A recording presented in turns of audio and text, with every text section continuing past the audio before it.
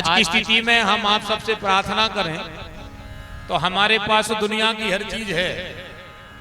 अब कोई ये नहीं कह सकता कि हम किसी चीज से परेशान हैं। दुनिया की हर चीज है हमारे पास। पहनने के लिए वस्त्र है, रुचिकर भोजन है, रहने के लिए सुंदर घर है, बड़ा प्यारा सा परिवार भरा पूरा है, लोक व्यवहार है, पूरा पड़ोस है, नगर है, क्षेत्र है, शरीर भी सही है। दुनिया की हर चीज है। अगर कहीं कमी पड़ गई है तो केवल और केवल हमारे अंदर जो सरलता का श्रृंगार था वो श्रृंगार खत्म हो गया है।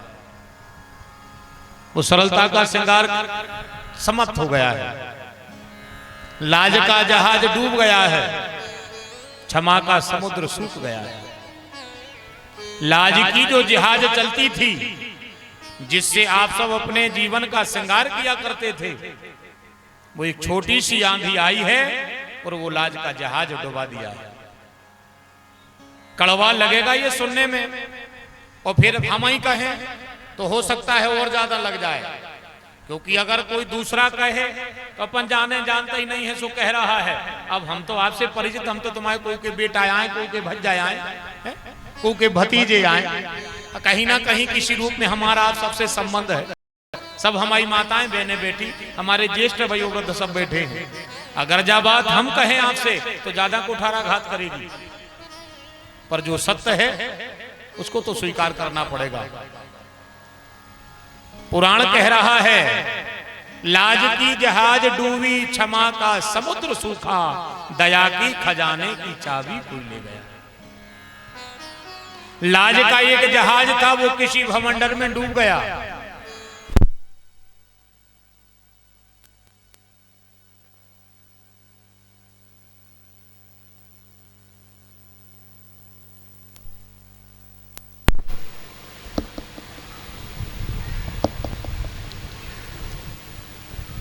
राधे श्री राधे श्री राधे। जो क्षमा थी, पहले इतना प्रतिशोध नहीं था, पहले इतनी प्रतिस्पर्धा नहीं थी, पहले इतनी डाह जलन नहीं थी। पहले व्यक्ति दूसरे के सुख को देख करके खुद को सुखी महसूस करता था। पहले हया थी, कायदा है, तो अब ये सब समाप्त हो गए। अब पूरा पड़ोस और पर की तो कहे कौन, दूसरे की कहे कौन। अब तो घर परिवार में भी उन चीजों का श्रृंगार नहीं बचा है। और फिर हम इसलिए संसार में तर्क वितर्क कर रहे हैं कि इतना धर्म, इतनी कथाएं, इतना सत्संग हो रहा है, लोग नहीं सुधर रहे। तो बताओ इसमें गलती किसकी है? बताइए आप, हम इसमें गलती किसकी है? क्षमा करना व्यक्ति ने छोड़ ही दिया, जबकि आपने दुनिया में एक से एक दान सुने हुए हैं, और एक से एक दान है, एक से एक दान सुने हुए हैं और एक से एक दान है। पर जब बात दान की आती है तो सबसे पहले द्रौपदी की बात आती है। जब बात दान की आती है तो सबसे पहले द्रौपदी की बात आती है। अश्वत्थामा ने सोते हुए 5 बेटों के सिर काटे थे। अश्वत्थामा ने सोते हुए 5 बेटों के सिर काटे थे। और जब भगवान ने अश्वत्थामा को पकड़वाया, अश्वत्थामा जब द्रौपदी के सामने आया तो सबसे पहले द्रौपदी ने अश्वत्थामा को प्रणाम किया। प्रणाम करने के बाद भगवान ने कहा, बोलो देवी, यही वो आताताई है, यही वो आताताई, यही वो एक हिसाब से दुरात्मा है जिसके अंदर दया नहीं है और उलूक नीति के द्वारा सोते हुए बेटों के शीश काटे हैं। ये अपराधी तुम्हारे सामने खड़ा है। अब बताओ बहन, इसका क्या करना है? जिस वक्त द्रौपदी ने जवाब दिया तो भगवान की भी डबुरियां भरे आई, और भगवान भी कह लगे, जब तो तुम हमारी बहन बनी, हमारी बहन बनवे तो सब फिर रहे। हमारी बहन बनवे सब फिर रहे, पर द्रौपदी ही हमारी बहन क्यों बनी? क्योंकि द्रौपदी ने क्षमा के सागर को खाली नहीं होने दिया। अगर उस जगह पर हम होते, कल्पना करो आप सब, इस बात पे आप तर्क जोड़ना, क्योंकि बहुत अच्छे विद्वानों के शब्द हैं ये। हमने तो हमारे दाऊ घर के मुंह से सुने थे, भी आज हमें याद है जब हम इन्होंने के लगा बैठक थे, जब ये ऐसी चीजें इन्होंने से हम सुनते, इतने शब्द जी हमें खबर है। पूरा तो खबर नहीं है, लेन तो बहुत बड़ी हुई जा, पर ये तो हमने सुनो तो, लाज की जहाज डूबी, क्षमा का समुद्र सूखा, दया के खजाने की चाबी कोई ले गया। ये कली काल का प्रादुर्भाव बताया है कहने वाले ने। कलयुग में ये होगा, लाज नहीं रहेगी, लाज नहीं रहेगी, मर्यादा का बोध खो देगा व्यक्ति। ये कलयुग में होगा और हो रहा है। क्षमा करना व्यक्ति भूल ही जाएगा, क्षमा करना भूल जाएगा। पर जब बात अगर दान की आई, उसमें दान आया। धन्वरी देवी द्रौपदी 5-5 बेटों के शीश कटे हैं। भगवान ने कहा बताओ बहन, ये है तुम्हारा अपराधी से क्या करना है? क्या जवाब दिया साहब? द्रौपदी ने कहा कन्हैया, जे के पांव ने फटी बिमाई, वो का जाने पीर पर आई। आप हमें ये बताओ, अगर अश्वत्थामा को मारने से मेरे 5 बेटे जीवित हो जाएं, तो अश्वत्थामा को तुम मार दो। भगवान ने कहा बहन ये नहीं हो सकता, अपराधी है, प्राण दंड दे सकते हैं, ये मर सकता है, पर तुम्हारे बेटे जीवित नहीं होंगे। तो द्रौपदी ने कहा कि कन्हैया भैया, फिर हम में और अश्वत्थामा में का अंतर रहेगा? फिर हम में और अश्वत्थामा में का अंतर होगा? जो वो न करो वो हम न कर दो, तो फिर मतलब का रहो? तो भगवान बोले बताओ बहन क्या चाहती हो? क्या जवाब दिया? जो दूसरे की पीड़ा को समझे, जो दूसरे की परिस्थिति को समझे। रामचरितमानस की कथा कह रही है, उससे बड़ा धर्मात्मा दुनिया में दूसरा कोई नहीं है। परहित सरस धर्म नहीं भाई, और पर पीड़ा सब नहीं अदमाई। उससे बड़ा धर्मात्मा संसार में कोई नहीं है जो दूसरे की पीड़ा को समझे। 5-5 बेटे मरे पड़े हैं, और देवी द्रौपदी कन्हैया से कह रही है कन्हैया, मां के सामने बेटे के मरने का जो दुख होता है, वो हमें पता है कि दुख क्या होता है, हमें पता है कि वो क्या दुख है, और उस दुख से हम लड़ रहे हैं। पर मैं नहीं चाहती कि जो दुख आज हमें हो रहा है वो संसार की किसी मां के लिए हो। और अगर आज हमने अश्वत्थामा को मरवा दिया, तो लोग ये कहेंगे कि चलो भगवान ने भली मरवा दो, अर्जुन ने भली मार दो, कछु भी भाव। पर द्रौपदी तो जानती कि मां के सामने बेटे के मरने की क्या तकलीफ होती। इसके बाद भी द्रौपदी ने नहीं रोका। तो आने वाले कलिकाल में जब हमारा नाम तुम्हारे नाम से जुड़ेगा कि द्रौपदी कन्हैया की बहन है, तो लोग ये कहेंगे कि है, पर भगवान ने मानत हुई है। क्यों? बोले जो अश्वत्थामा न करो वही तो द्रौपदी ने कर दो। तो कहा कन्हैया मैं तो ये चाहती हूं कि मां के सामने बेटे का जाना कितनी तकलीफ का विषय है, ये मेरा हृदय जानता है, कोई नहीं बता सकता है। तो मैं तो अपने दुश्मन को भी ये दुख नहीं दे सकती जो इस समय दुख हमें हो रहा है। इसलिए कन्हैया मैं तो चाहती हूं कि अश्वत्थामा को क्षमा कर दिया जाए। भगवान की टप टप डबुरियां गिर गईं, और भगवान ने कहा बहन इसलिए तो तुम हमारी बहन बनी हो, क्योंकि तुम्हें विषम परिस्थिति में ही क्षमा के सागर की दया है कि क्षमा को सागर ने सूख पाए। तो ये दान क्षमा है। बड़ी परिभाषाएं हैं जीवन की, बड़ी बड़ी। दुनिया की हर चीज हमारे पास है, अगर कोई चीज जाती रही है तो वो है केवल हमारे जीवन से सरलता चली गई। कल भी उसी चर्चा पे हमने आपसे चर्चा करी थी, आज भी हम आपसे एक प्रसंग उसको उठाएंगे। और अगर आप चाहो कि सरलता क्या है, तो बस इस प्रसंग को आप अपने हृदय में रख लो। भगवान तुमसे रीझ जाएंगे, संसार तुम्हारा हो जाएगा। अपयश के पात्र नहीं बनोगे, अधोगति से सामना नहीं होगा, और जाने अनजाने में वो प्रीत की रीत निभाने वाला एक दिन समय आने पर तुम्हारा व्यवहार निभा देगा, और संसार की जंजाल में फंसने की तुम्हें कहीं गुंजाइश रह नहीं जाएगी। फिर तुम्हें अपना जैसा जीवन जीना है जियो। वो हमने आपको परसों बता दिया था कि ज्यादा धर्म संकट में पड़ने की जरूरत नहीं है आप सबको, बिल्कुल ज्यादा धर्म संकट में नहीं पड़ना है आपको। तो केवल ये करना है हरेर नाम हरेर नाम हरेर नाम ही च केवलम कलौ नास्तैव नास्तैव गतिर अन्यथा। केवल हमें तो भाव को भाव भगवान का नाम जाप करना है।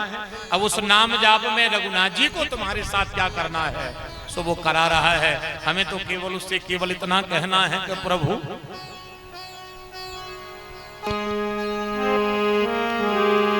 जीवन है तेरे हवाले। हमें केवल एक ही काम करना है बस, जीवन है तेरे हवाले।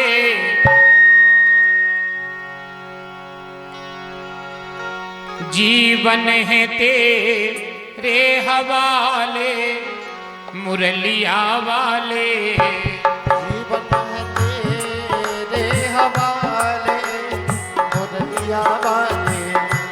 जीवन है तेरे हवाले मुरलिया वाले। जीवन है तेरे हवाले मुरलिया वाले। जी चाहे जे से न चाले मुरलिया वाले। जी चाहे जे सा न चाले मुरलिया वाले। हम कटे पुतली तेरे हाथ की। हम कट पुतली तेरे हाथ की। हम कटे पुतली तेरे हाथ की। हम कट पुतली तेरे हाथ की। जी चाहे जैसा न चाले मुरलिया वाले। जी चाहे जैसा न चाले मुरलिया वाले। अपने चरण का दास बना ले।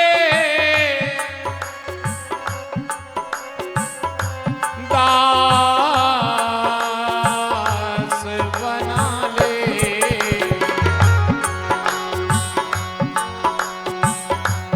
अपने चरण का दास बना ले। अपने चरण का दास बना ले। वृंदावन में बसा ले मुरलिया वाले। वृंदावन में बसा ले मुरलिया वाले। वृंदावन में बसा ले मुरलिया वाले। वृंदावन में बसा ले मुरलिया वाले। सब जगह अपने हुए ना अपने। हुए ना अपने। सब जगह अपने हुए न अपने।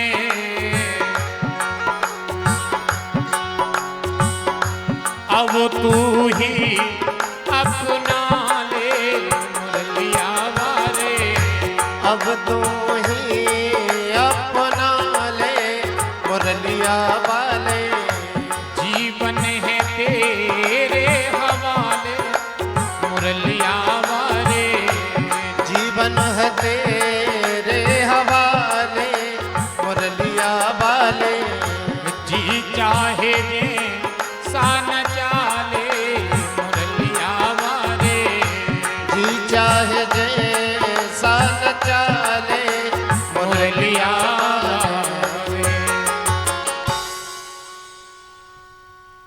केवल हमारे जीवन की सरलता भर जाती रही और सब है हमारे पास, हम केवल सरल नहीं बचे। सरलता खत्म हो गई, जीवन में दूरियां बढ़ गई, प्रेम कम हो गया और इस माया के इतने बड़े बाजार में हर एक व्यक्ति अब एक दूसरे को अकेला महसूस कर रहा है। आज की स्थिति सबसे कठिन यह है, जो नहीं पता कर रहा हो कि हमाओ को आए और हमाओ को नहीं, उसको एकांत में ये लग रहा है कि हम अब अकेले बचे। इतना कठिन समय का प्रादुर्भाव केवल अकेले क्षमा के सागर सूखने से हो गया। लाज का जहाज डूबने में हमारी मर्यादा चली गई, मर्यादा चली गई। थोड़ी बहुत गलतियां हम लोगों ने कर दी, 2 डगे ज्यादा आप लोगों ने धर दी। हल्की फुल्की गलतियां हम लोगों की हैं उसमें, पर आप लोगों ने 2 डगे ज्यादा धर दी। आप लोगों ने हम लोगों को टोका नहीं है कि जो काम कर तो रहे हो, मनुष्य में लाज का जहाज क्षमा का सागर सूख जाएगा। आप लोगों ने नहीं रोका, 2 डगे आगे और धर दी तुम्हारों ने। अब जीवन को बदलने के लिए फिर तुम सब कुछ मिटा करके, सब कुछ बिगाड़ करके और पर सब कुछ पाने की आशा तुम करो, तो बताओ ये कहां तक की महानता है, कहां की महानता है बताओ आप हमें। ये पुराण, ये इतिहास, ये लीला, ये कथा, ये दरबार काय के लाने लगे। हमने कहा था ना, चौपाई तो जितनी उतना हती उतना याद है। ने तो ये कहीं कम भाई आए और ने ये कहीं बड़ी आए, जितनी उतना हती उतना याद है। पर जब जब भी हम सत्संग में बैठते हैं तो कुछ ना कुछ मंथन से नया निकल जाता है। सुनना अच्छी बात है, गुनना उससे अच्छी बात है, पर दोनों से अच्छी बात है चाहे कम सुन ले और चाहे कम गुन ले, मनुष्य चौगुनों अपने शरीर में धारण कर ले तो परिभाषा बदल सकती है। और वैसे अब अगर उसको माने ना और केवल हम ये समय कि किसी ने बता दिया शिकारी आता है, दाने का लोग दिखाता है, हमें उसमें फंसना नहीं चाहिए और बैठी बुझ जाई के नीचे, बताओ आप हमें, मतलब वो जाल के नीचे ही बैठे और नीचे बैठे बैठे अपन कह रहे शिकारी आएगा, दाने का लोग दिखाएगा, हमें फंसना नहीं है। और हमने ऊपर नहीं देखा है कि कली कल का चक्र बिल्कुल हमारे ऊपर पड़ने वाला है। एक पल का भरोसा नहीं है, जीवन की परिभाषा बदलने में देर नहीं लगती है। तो हमारे हिसाब से तो जीवन में सरलता का श्रृंगार होना चाहिए। सरलता रहेगी, प्रभुता आएगी, लघुता आएगी, दूसरे के प्रति समर्पण आएगा, आप हर प्रकार के अपराध से बचोगे। हम वैष्णव हैं, हम रघुपत चरण अनुरागी हैं और हम उनकी भावभीनी उपस्थिति में जीवन की लीला कर रहे हैं। और अगर उनकी मति में हमने अपनी मति मिलाकर और सहमति बना के अगर जीते जी उनकी श्रीमती अपनी मति को न बना पाई, तो फिर कल्पना करो संसार में कहां जाओगे तुम, किससे क्या कहोगे। तुमसे कोई पूछेगा तुम्हारा है कौन, तो हमने जब अपना जीते जी किसी को बनाया ही नहीं है, तो हम क्या बता दें कि हम को आए। और अगर हमने ये एहसास कर लिया कि जीते जी अपनी मति उनको विवाह के, उनकी श्रीमती बना के, और अगर हमने उनसे व्यवहार बना लिया, संसार तुमसे पूछेगा तुम कौन हो, तो अपन तो सीधी कहते हम तो उनकी घरवारियां, हमारी भावरें परी हैं उनके संग, वो हमारा पति है। क्योंकि वो कौन है, वो अगोचर है। और अगोचर क्या है, बोले अगोचर ही सबका प्राणपति है। तुम हो एक अगोचर सबके प्राणपति, कण कण में जो व्याप्त है, रज रज में जो समाया हुआ है, वो सबके हिये में भी बैठा है। तो हमने अगर अपनी मति उनकी मति में नहीं मिलाई, वो जे ने मिला लाई, और आपको अगर जो पता करने हुए कि का हमारी मति भगवान की पत्नी बन गई, तो जीवन में एक चीज को कहूं, एकांत में बैठ के विचार लगत जो, क्या तुम्हारे जीवन में सरलता आ रही है।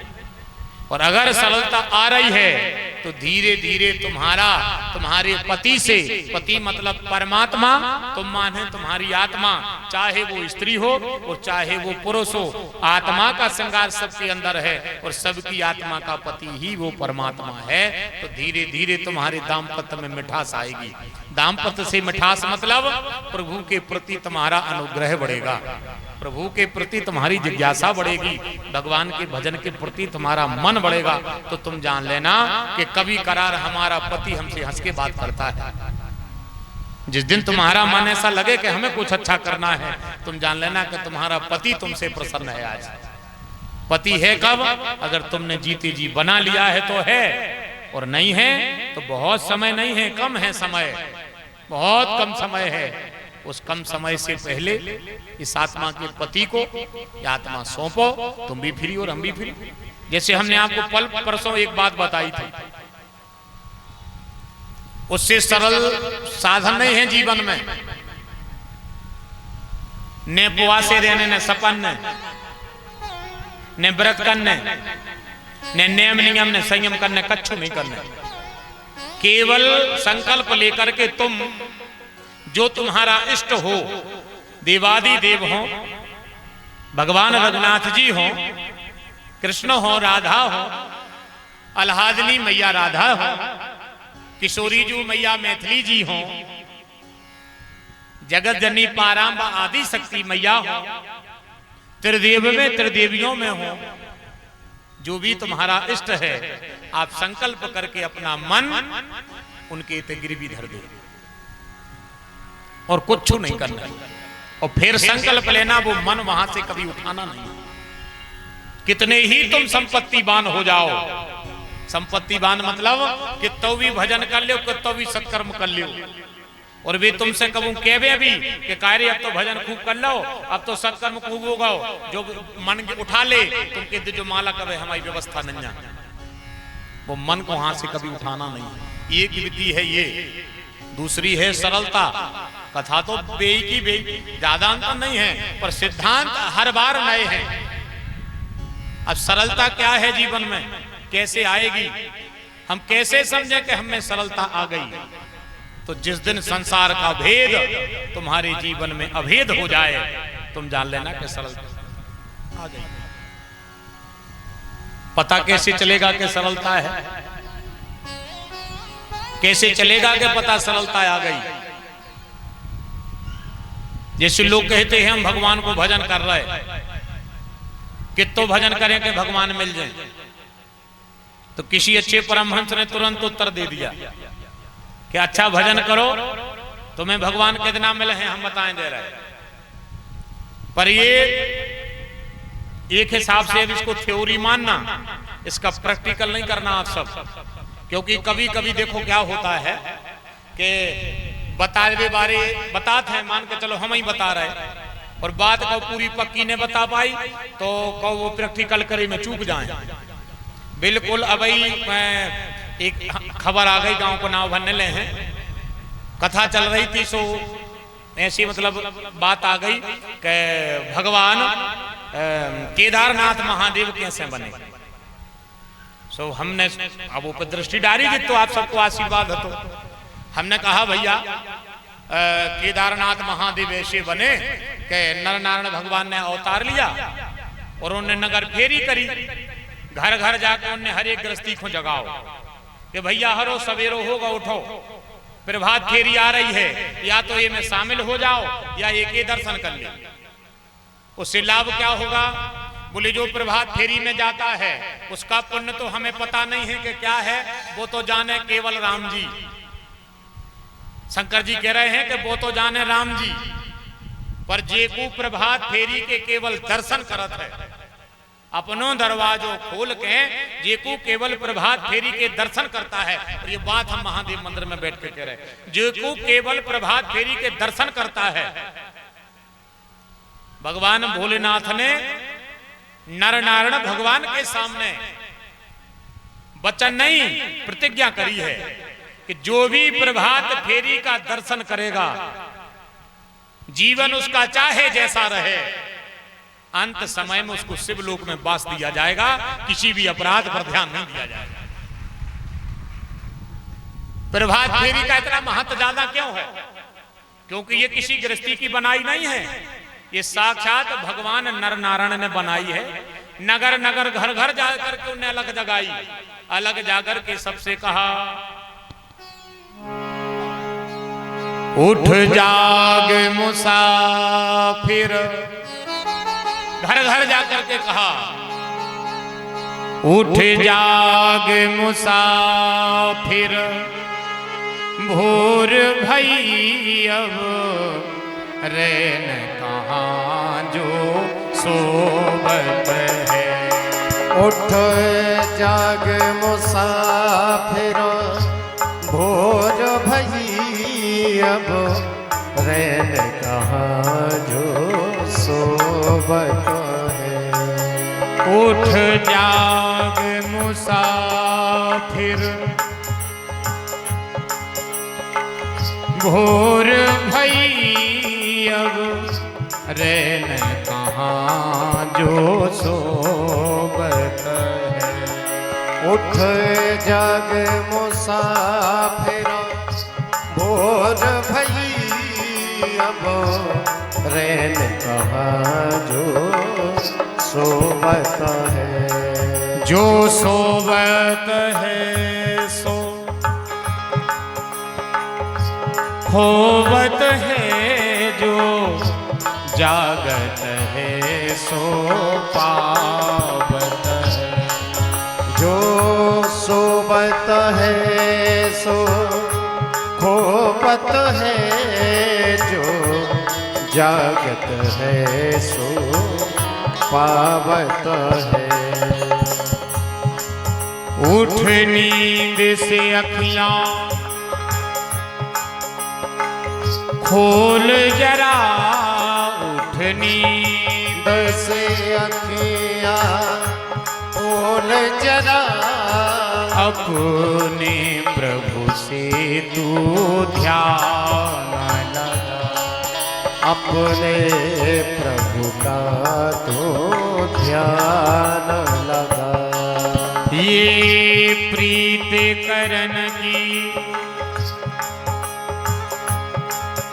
ये प्रीत करन की रीत नहीं, प्रभु जागत है तू सोबत है। प्रभु जागत है सो सोबत है। प्रभु जागत है तू सोबत है। प्रभु जागत है सो सोबत है। इतना बड़ा महत्व है। शिव जी ने वहां मतलब प्रतिज्ञा करी कि जो भी सुबह प्रभात फेरी में केवल प्रभात फेरी का दर्शन करेगा, उसके सब अपराध अंत में क्षमा कर दिए जाएंगे। जीवन की चाल गति उसकी जैसी रहे, अंत में शिव लोक में वास दिया जाएगा।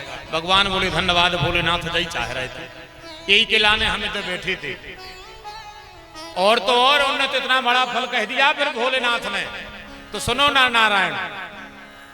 तो फिर बद्रीनाथ की यात्रा में जो परम वैराग्य का फल प्राप्त होता है, अगर जब तक व्यक्ति नहीं आ पा रहा है तो केवल प्रभात फेरी का दर्शन करता रहे, बद्रीनाथ की यात्रा का भी फल हम उसी में शामिल करा देंगे। ये भगवान भोलेनाथ का काम है। तो जब बात सिद्धांत में आ गई, हमने तो जब दूसरी बात को उठाई थी कि हमें एक जगह का के आई, बाया सुना रहे थे और उसमें सिद्धांत आ गया। सो हम सुना रहे थे, सो हमने जाकर कि भाई जैसे तुम प्रभात फेरी में नहीं जा पा रहे, तुम्हें नींद तो आ नहीं रही, और जैसे भैया लड़का भाई नहीं जा पा रहे तो भैया नहीं जा पाए। रात में 12 बजे भी बाजार से आए, भैया व्यापार करके आए, खेती है, जमाने के व्यवहार हैं, अब वे बेचारे नहीं उठ पा रहे 4 बजे। तो हमने उनसे जा प्रार्थना करी कि जो जी दादा हरे हैं, जिनको अब बिल्कुल ही नींद नहीं आ रही, 2:30 बजे से मलका गिन रहे, तुम डरी डरी पलका पे, तो तुम उठ के क्या कर रहे, आपने करके बाहर आओ। नहीं जा पा रहे, नींद तो नहीं बन रहा तो दरवाजे बैठ जाओ, तो आप उसका दर्शन करो, ये फल तजा हम उनको बता रहे थे। अब हमने कही यार माताएं रह गई, तो हमने कही कि माता राम हरे भी जो कर सकत है कि अगर अपने दरवाजे से प्रभात फेरी निकल रही तो 1 लोटा पानी प्रभात फेरी पे डारो चज्जे तन्नक बा, तो हम भी ऐसे हमने कही कि प्रभात फेरी पे हमने कही कि गली में डाल दो चज्जे, ऐसे 2-4 बूंद पानी गली में दरवाजे छटक दे और आपके बार के खड़ी हो जाओ। जैसे प्रभात फेरी निकले आप प्रणाम करो, तो जो फल दर्शन का इनको मिले वही फल तुम्हें मिले। इतनी कह के हम कथा में ना आए, और चले गए। भाग्य की बात उसको हतो महीना अच्छी परी थी ठंड। दादा हरे चले जा रहे थे, श्री राम जय राम जय जय राम श्री राम। एक जन ने छत पे ठाणे होकर गुंड कुड़ेर दई, छत पे ठाणे होकर उनके ऊपर गुंड कुड़ेर दई। अबे दादा हरे तो दादा ही हरे, यहाँ से भी तो भारी गुस्सा है, गुस्सा का भाई लड़ाई पड़े भी तो सर में नहीं लगे मन से जो कौन ने पानी डाल दो तो कह लगी दादा नाराज ने हो तुम्हारी जय हो जा। गुरुजी ने कही थी कि प्रभात फेरी में पानी डाले शिवलोक की प्राप्ति होते। और दादा हरे बिल्कुल उतई प्रभात फेरी कीजिए बोल के हम आए लगाए आ गए।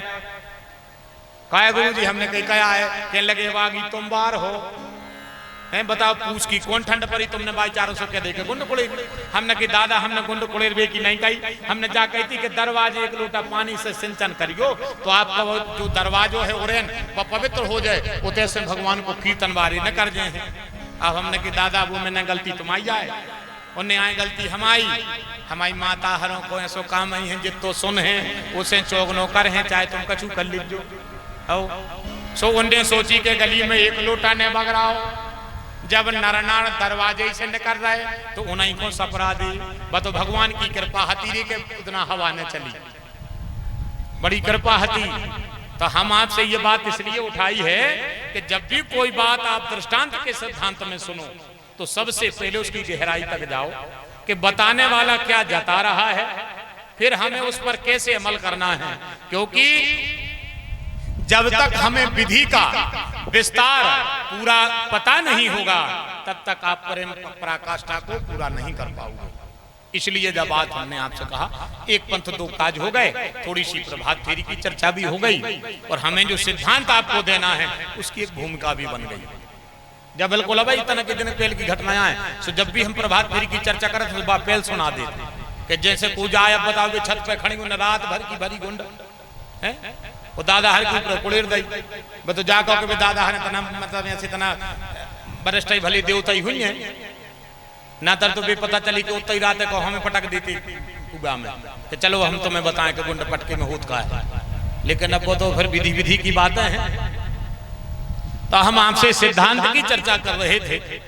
विषय तो श्री रामचरितमानस का लगा हुआ है और बाबा तुलसी की चर्चा के जिस पड़ाव में हम हैं वहां बाबा तुलसी जा कह रहे हैं कि महाराज हिमांचल के घर में मैया पार्वती का जन्म हुआ है और महाराज हिमांचल दरवाजे बैठे।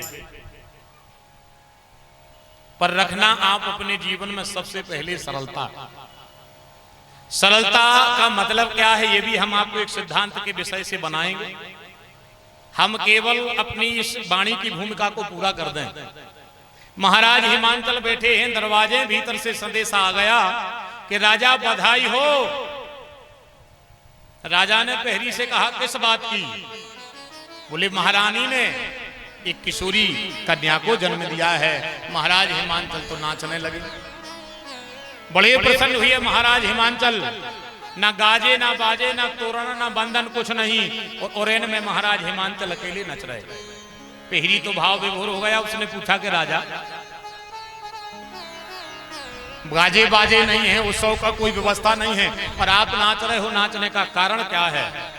तो महाराज हिमांचल ने कारण बड़ा प्यारा बताया। महाराज हिमांचल ने कहा कि निज सौभाग बहुत गिरि बरना। आज हमारा भाग्य बड़ा हो गया। काहे में? बोले भगवान ने अनुग्रह की कृपा कर दी मेरे ऊपर और मुझे एक बेटी का पिता बना दिया। बेटी का पिता बना दिया? बोले हाँ, बेटा जीते जी या मरने के बाद पानी दे है एक ही गारंटी नहीं, इसकी कोई गारंटी नहीं। तो कोई संसार बहुत बड़ा है, हम जाने करे कि न दे हैं पर गारंटी नहीं ले सकता कोई। पर बेटी तो जिस दिन पिता के दाम्पत्य में आई है, जिस दिन उसने पिता के दाम्पत्य को सजाया है, उसी दिन भगवान ने उसके पिता को बैकुंठ के दरवाजे खोले। महाराज हिमांचल जब बात समझ गए कि ये लोग की चाय जितनी बिगड़ जाए परलोक तो बन गओ। इसलिए निज सौभाग्य बहुत गिरी वरना, सुता बोल मेली सुतराम बड़े प्रसन्न हुए। अब विडंबना आज के समाज में जा बन के रह गई। बेटी के जन्म होने पर जितनी तकलीफ पिताजी को नैया, बेटी का जन्म होता है कभी पिता को तकलीफ नहीं होती। वो के हृदय से पूछियो, पिता बड़ा प्रसन्न होता है जब उसके कान में आवाज आती है कि बेटी का जन्म हुआ है। वो दो जनों को भारी तकलीफ होती है, दो जनों को। और हम बिल्कुल प्रैक्टिकली बताए हैं, एक दादी, हाँ इनके प्राण नहीं कड़े, और एक मतारी, दो जनों को बहुत तकलीफ होती। जे में मतारी तो वह 9 महीना पेट में धरत है, तो बातों उल्टो सीधो कम से कम स्वीकार कर ही लेते। तुम दादी को देखियो, हमने तो 1050 घरे से देखा ही लाई। जैसे अपन मान के चलो कहे कथा करवे गए कोई कहते, फिर उन्हें अपन को बताई कि गुरुजी कथा तो अच्छी हो गई, भगवान की कृपा जा है कि गुरुजी तुम्हारी बहू कहते बाल बच्चों सोई होने। तो अपन ने कही कि तो फिर अच्छो करे जो कछू। अब गुरुजी सोचे तो नो ही सोहे, जब उनने मुंह मटका के हमसे कही सोचे तो नो ही सोहे। सो हम भी तो बनाए रहे कि लगभग 2-5 महीना की बात थी, 5 और न कर गए तो कछु बेटी बेटा होगा उज्जै। सो एक दिन हम मान के चलो निकले, अपन ने हाल कुशल पूछी। सो बाई मुंह बनाए बाहर बैठे थी, जैसे कोनू ने बिल्कुल कच्चो कहता खुआ दो। उदन की बात, बाई बैठी थी दरवाजे, जब के निकले हम। सो हमने कही बाई कैसे ही हो नया कछु, हम से कहने लगी अच्छे हैं गुरुजी, अब तो भगवान की गति है। सो मैंने कही कया होगा नया कछु बेनना, मैंने कही मर गए रे। फिर हम एक पल उते रुके, हम उनके लगा बैठे। फिर हमने उनसे पूछे, हमने कही भाई जो मौका हम बना रहे हैं, मर गए बाट देखा देखा के सोचे थे कि हम तो 1 कुंटल के लड़ुआ बटवा हैं। मनो अब का बताएं महाराज बेनना हो गई। सो हमने कही काय भाई, हम तुमसे जाया कह रहे हैं, तुम्हें कड़वी बात तो लग है, पर बात अगर भारत भूमि में अगर बेटी की आ जाए तो हम के भी मैंने चूक हैं। हमने फिर उनसे कही कि जा बताओ, जा बात अगर किसी और को खराब लगी होती तो बात अलग होती, पर तुम कल्पना करो तुम खुद एक बेटी हो, तुम खुद एक बेटी हो। आज दादी बन गई अलग बात है, पर एक दिन तुम खुद अपने बाप की बिटिया हती। अब तुम बाप की बिटिया बनवे से दादी तक को सफर एक कागज पे लिखो, तुम्हारे रोंगटे खड़े न हो जाएं तो भगवान की कथा ही का काम की। अब तुम प्रार्थना कल्पना करो, जिस दिन तुम पिता कहते भई थी, उसी दिन तुमसे कह दिया था कि लोक लाज मान मर्यादा इसका तुम्हें श्रृंगार करके चलना है, क्योंकि तुम अपने पिता की नाक बन के आई हो, तुम अपने पिता की नाक बन करके आई हो। फिर तुम कन्या से बनी किशोरी, किशोरी से बनी तुम कुम्हारी, कुमारी से बनी तुम किसी की नारी, नारी से बन गई तुम महतारी, और महतारी से बन गई तुम दादी। अब कल्पना करो वो जीवन के 60 साल वो दूने दो से शुरू करो तो तुम्हें पता पड़ जाए है कि जीवन में बेटी की क्या परिभाषा होती है और कितना कठिन है बेटी का जीवन। और अगर उस बेटी के होने पर अगर दादी को तकलीफ हो रही है तो हमें नहीं लगता कि तुमने जिंदगी का एक भी दिन कभी जीवन की परिभाषा में जिया है, तुमने केवल स्वार्थ का जीवन जिया है बस। तुम्हें पता है जब तुम तन्नक सी हती, फिर तुम तनक बड़ी भाई। अब कल्पना करो, पापा बाजार गए थे, तुमसे तन्नक बड़ो भैया हतो या छोटो हतो, पापा बाजार से कछु ले आए थे, भैया ने झटक लो तो मम्मी ने तुमसे कहा कही थी अब तुम हल्ला न करो, भैया को खा लें दे, हम तुम्हें फिर मंगा दें। जब कौन से कही गई थी? जब लड़का से नहीं कही गई, जब बिटिया से कही गई थी भैया को खा लें दे, वो तो है ही, सो फिर पापा जो है सो हम तुम्हें दूसरी मंगा दें, जो भी वस्तु सामग्री है। तो बिटिया ने जोर से जा नहीं कही कि नहीं मम्मी हमें अब भाई जाए। लड़का हो तो बाप को आधी रात बाजार जाने पड़ता, और बेटी ने कहा कि नहीं क्योंकि वो जिस दिन हुई थी उसी दिन समाज ने कह दिया था कि बेटा जीवन बड़ा कठिन है तुम्हारा, कछु भी करवे के पहले बाप को मुंह देखियो। उस दिन से जब उन्हें बाप को मुंह देखो चालू करो, जब उसने अपना होश संभारो और जब उसने पिता का मुंह देखा तो ने कहूंगा त्योहार पे कपड़ों को मछली। आप सब इतने लोग बैठे हो, सब दंपति हो, सबको भगवान ने बेटियां दी हैं। त्योहार को पापा से अड़ी करी कि हमें कपड़ा नए चाहिए। आज तक जितने जी सब पिता बैठे बेटियों के, आज तक बिटिया ने कहूं पिताजी से अड़ी नहीं करी। ध्यान दो जो कछु सो आराम से रख लो। और कौन पिताजी ने कह दे कि बेटा व्यवस्था नहीं है, तो उन्हें कह दे कि पापा कपड़ा तो वे हमारे नए पिछली साल के दर, जबकि उसके पास है नहीं, तो बस समझ गई कि मेरे पिता की कोई मजबूरी है। वरना पिता का हृदय तो पता कैसा होता है। अगर पिता का हृदय पढ़ना है तो आप लोग पढ़ो। और हम एक बात और आप सबसे करें, क्योंकि आप सब हमारे बैठे हो और छोटे में बड़ी बात हो जाए तो आप उस पर गौर नहीं करना। लोग कहते हैं माँ और बेटे का प्रेम पक्का है, लोग कहते हैं माँ और बेटे का प्रेम पक्का है। हमें का पता काय लगत के नहीं, भगवान जाने हमें ऐसा लगता है कि नहीं। अब आप लोग कहो कैसे, तुम्हें काय लग रहा हो? माँ और बेटे का प्रेम, ये में से मतारी को तो पक्को है। मतारी तो मर भी जे है तो भी मोड़ा को कलेजो धर दे। मतारी मर भी जे है तो अभी मोड़ा को कलेजो धर दे। पर अगर उतना ही प्रेम बेटा को हो तो भारत वर्ष में वृद्धाश्रम ने खुले होते।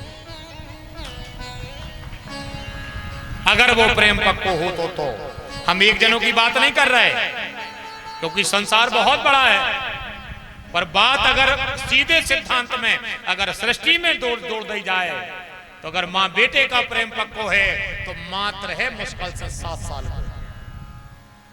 7 को कब तक को? जोनो तुमने रोटी खावो नहीं सीखो, जोनो तुमने मतारी को दूध पीवो नहीं छोड़ो, जोनो तुम निगबो नहीं सीखे और जोनो तुम बाजार जाबो नहीं सीखे, तब तक तो मतारी के तुम पल्लू से चिपके रहे। और जिस दिन तुमने संसार में आंखें खोली उसी दिन मतारी तुमसे हंस के बोल भी तरस गई। और तुम कह रहे माँ बेटी का प्रेम पक्का है। मतारी को तो है, बात पूरी गौर से सुनियो, क्योंकि माँ के लिए तो वेद में लिखा है कुपुत्रो जायते कचिदपि कुमाता। पुत्र कितना ही कुपुत्र क्यों ना हो जाए पर माँ कभी कुमाता नहीं होती है। अगर तुम बेटा की करो, आप बताओ हमें और गहराई से अगर हम कहें तो ऐसी मतारी ने कौन सी गलती कर दी? बताओ हमें ऐसी कौन सी गलती कर दी कि बुढ़ापे में जब वो के हाथ नहीं चल रहे, जब वो के शरीर नहीं चल रहा हो, जब वो को सामर्थ्य नहीं है और वो 2 रोटी नहीं मिल रही। तकदीर की परिभाषा बड़ी कठिन है। करे बुराई सुख है कैसे पावे कोई, रूपे पेड़ बबूल को आम कहाँ थे हुए। अब इसको लोग बताऊ थे मजबूरी कि हमारी मजबूरी है। और अगर उतना मतारी कह देती कि हमारी मजबूरी है, चूल्हे में चले जा जहां को जाओ उसको, और कहूं 1 घंटा को तुम्हें बा, उतना कहूं गीले कपड़ों में भूल जाती, तो बताओ तुम्हारी क्या हालत होती। पर मतारी ने तुम्हारे पीछे जो त्याग करो पता नहीं है। तुम्हारे पीछे मतारी ने सगे भज्जा को राखी नहीं बांधी साहू को, क्योंकि तुम गर्भ में हते तो उन्हें सोची आंसू जा नहीं रहे। भज्जा की कलाई सुनी डरी रही और उन्हें सगे भज्जा की कलाई छोड़ दी, क्योंकि गर्भ में तुम हते, बमाए के नहीं गई। तुम जिस दिन से जन्मे हो उसको पता होगा कि मोड़ा को सीख क्या सर्दी है, तो उसने स्वाद का भोजन करना बंद कर दिया। उसने स्वाद का भोजन करना बंद कर दिया। तुम सूखे में सो रहे, गीले में सो रही। हमें समझ में जाने आई उस मां को उसकी तपस्या का फल क्यों नहीं मिला। बात यह है, इन चीजों की समाज में जरूरत है, क्यों नहीं मिला। काय मतारी तरस रही है कि हम भैया से हंस के बात कर लेते, वो लग रहा हो बेटा बूढ़ो ही काय ना हो जाए, पर माताजी को तो वो तो ही सो है। इसमें कहीं ना कहीं मेरे मन में लगता है अगर हम गलत हुए तो इस बात को आप निकाल देना अपने मन से, और अगर किंचन मात्र भी बात जो मेरे मन में आई है अगर आपको लगे कि हाँ ये बात में दम है, तो जरूर इस बात को समाज में हम सब मिलकर सुधार करें कि माता पिता को न तुम्हारे पैसे की जरूरत है, न तुम्हारे रुतबा की जरूरत है, और न तुम्हारे उनको किसी चीज की जरूरत है। उनको केवल जरूरत जा है कि बेटा हमने जो बोनी करी है, हमें बस हमें वो बोनी को फल चाहना है, केवल उसका फल चाहिए बेटा। 2 मीठी वाणी, 2 बासी रोटी, 1 लोटा पानी, वो सुबह शाम की हर खबर चाहने, और बेटा हमें तुमसे कच्चू नहीं चाहने। जब हम मर जाएं हमारे लगा जो कछु हुए जो और तुम धर लीजिए, पर बेटा हमारी तपस्या खराब न हो, क्योंकि हमारी तपस्या खराब हो गई तो लोग कहेंगे कि जीवन में कुछ अच्छा नहीं किया होगा, इसलिए ये प्रादुर्भाव ये फल मिला। पर बेटा ईश्वर साक्षी है, मैंने तो मौत से लड़ करके तुम्हें संसार में जन्म दिया है, इससे बड़ी बात और का कह दें। जिस दिन तुम जन्म ले रहे थे हम में और हमारी मौत में मात्र 2 फुट को अंतर हो, काल मेरे बिल्कुल सराहने खड़ा था और तुम हमारे गर्भ से उदय हो रहे थे। हमें मृत्यु तुल्य कष्ट हो रहा था, फिर भी हमने काल से कह दिया था कि काल तन्नक रुक जा, एकों भर संसार में आ जान दे, हमें मुंह देख लन दे, फिर तुम हमें मार दी जो हमें जीने नहीं है। उस माँ को उसकी तपस्या का फल नहीं मिला आज के युग में, क्योंकि अगर वो बात होती तो वृद्धाश्रम ना होते, माँ बाप तरस न रहे होते। बड़ी खराब स्थिति है आज की, बहुत कठिन स्थिति है। पर एक प्रेम, इस पर गौर करना आप सब, एक प्रेम पर हम आपसे कह रहे हैं, एक